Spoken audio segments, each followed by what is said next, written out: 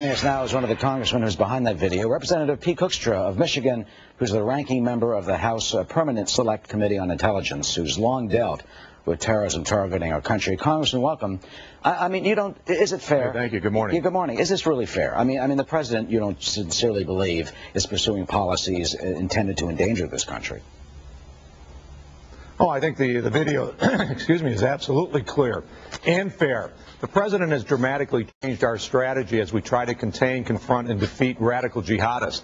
I think many of the strategies that he's implementing are gutting and destroying the morale at the CIA. I think that's making America less safe.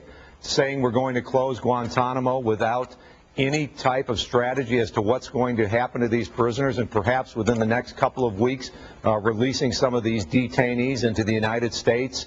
Well, no, they didn't say release. They didn't say release. They didn't say release the detainees. They said maybe bring them to in prison in the United States. That's not releasing them out in the streets. No, I think if you listen to what's going on in the debate that's going on right now, there is a tremendous amount of speculation that the Uyghurs, a group of folks that have been held at Guantanamo for an extended period of time, the speculation right now is that some of these may be released into the United States within the next couple of weeks. And it is released, not moved. We're going to have to wait and see how that story develops. But that is the speculation on Capitol Hill right now. That's the speculation in the intelligence community and within the defense community. Yeah, but no one has said that that's going to happen. They're talking about putting them in prison. You got 50 or 100 who they don't know what to do with. They may bring back the military commissions that were supported by the Bush administration.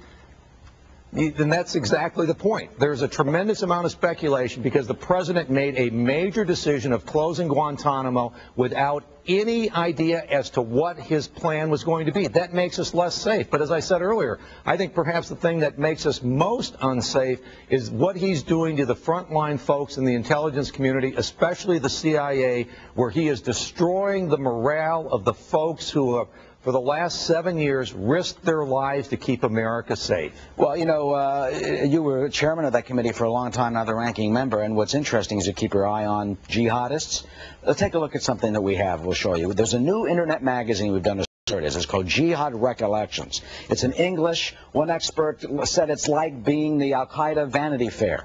It's sympathetic to jihad, sympathetic to Al-Qaeda, calls for jihad. It ridicules the president. I mean, do you think that this sense of jihadism, anti-Americanism, all this militant what's out there, do you think this is increasing now, or do you think that we can have a handle on it? This magazine is unbelievable.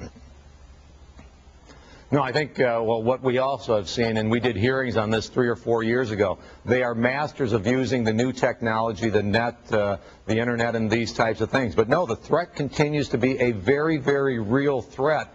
So as we embark on a set of strategies that I think make us look weak and undercut the support for our people who have been on the front lines of this fight, is a very, very dangerous strategy. Remember, in the last couple of weeks, the president has said that first he said, you know, we're going to release these these memos, and we're not going to, you know, prosecute anybody. Now it's up to Eric Holder.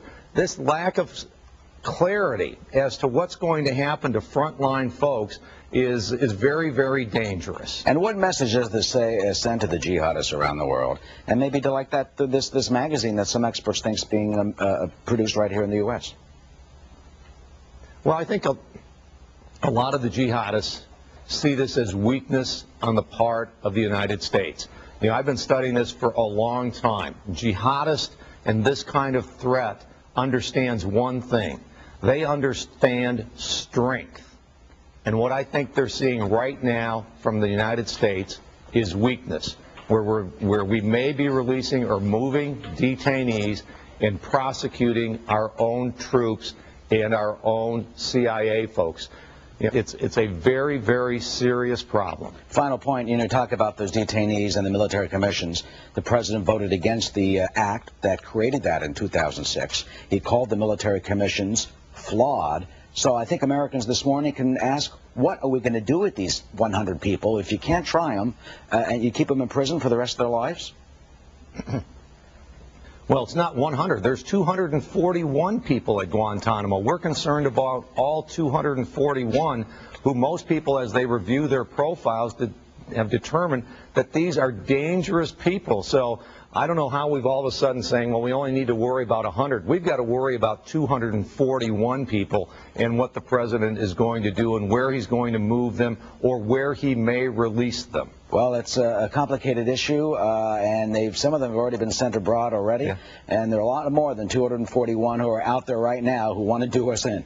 That's right. Congressman Pete Hoekstra of the House Intelligence Committee, thank you for joining us with your insight this morning. Hey, great. Thank you. All right, Jamie? Will you report, Eric? Our viewers